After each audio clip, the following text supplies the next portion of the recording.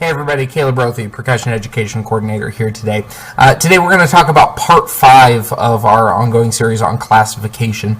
And in this one I really want to talk with you a little bit about what to do on that fateful day when you get the email or the notification that you are being reclassified to the next one.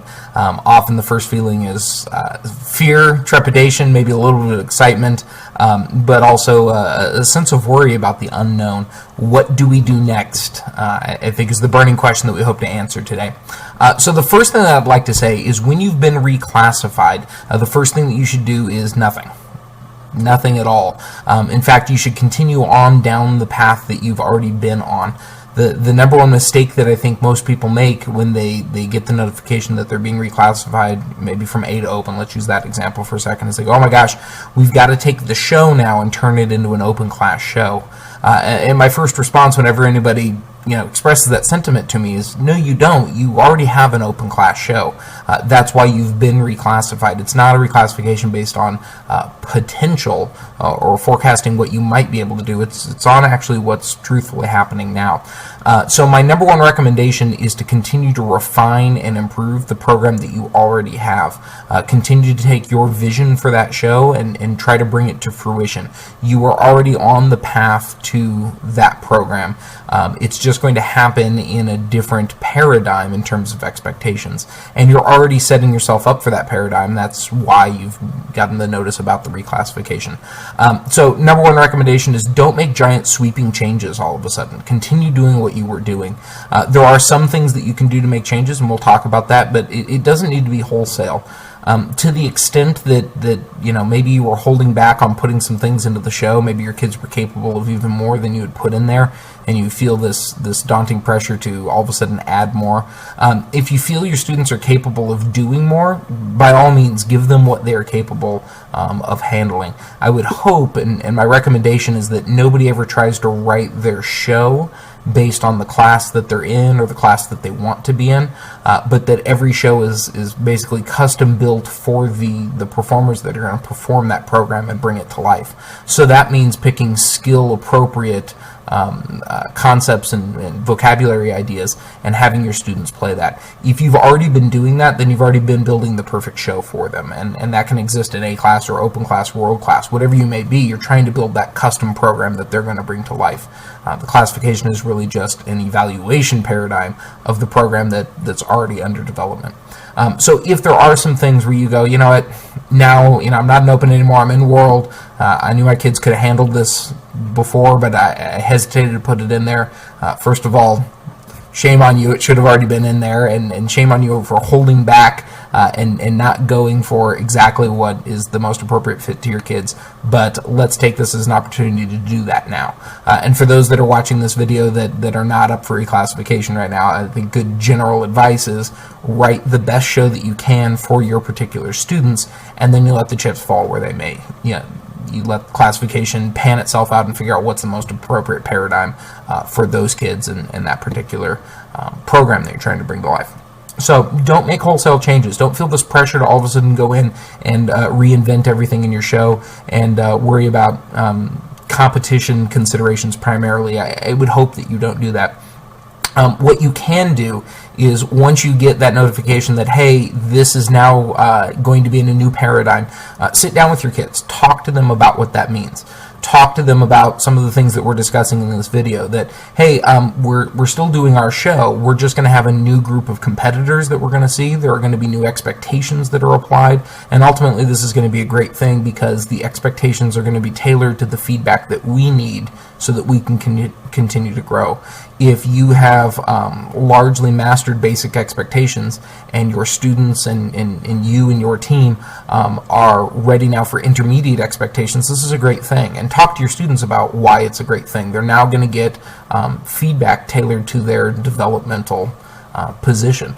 Talk to them about all of this being a constant journey, and talk to them about the goal is to try to be the very best incantation of whatever we are, and this is going to help us continue to grow and improve and refine and hopefully maximize the next set of skills, the next set of expectations. Then as the instructor, as the designer, what I would encourage you to do is become a student of the game, so to speak, for that next class. Start to take a look at some of the other groups in that class and figure out what are some of the trends in that class, what are some of the hallmarks, what are some of the things that you see from a lot of the particular groups, what are some of the skills that they exhibit. That'll give you a good sense of what the evaluators are going to be expecting, what that set of expectations are going to be, and look at it very broadly. Look at it not just from a sectional to section to section perspective, like what do snares do, what do tenors do, but take a look at music vocabulary, take a look at visual vocabulary, take a look at pacing concepts and design constructs and all sorts of things that factor into that particular paradigm and what that particular group of ensembles may be doing. Use that to influence some of the choices you make, both short term for this season and trying to maximize this particular program, but also for the long term growth of your program. Our hope is that most people, when they're experiencing the next class up for the first time, that they try to make it stick. They try to go, okay, this is my first time in Open, my first time in World. From here on out, we want to be an Open class ensemble, or we want to be a World class ensemble. That may not be practical for everybody. Maybe it's a special year with a special group of kids, and you know that the logistics are going to be such next year that you're not going to be able to sustain this. That's totally fine. That's why we have the system set up that way. But use this as an opportunity to go, once we're here, we want to find a way to plant some roots in this class. We want to find a way to now start maximizing this particular set of expectations. And I don't think that comes from immediately adding a bunch of stuff in the show that wasn't before, or immediately trying to sink our teeth into vocabulary that we're not prepared for yet. But it comes from measured growth and a really mature approach to embracing where we are and now trying to learn as much as we can about that new paradigm. We talk frequently about all of our classes being very, very deep, that they're not monolithic. The word advanced doesn't just mean one thing. The word advanced applies to a wide variety of ensembles that fit within that paradigm. So if you're experiencing advanced expectations for the first time, you may not be ready to run with the top of the top of the top in the activity.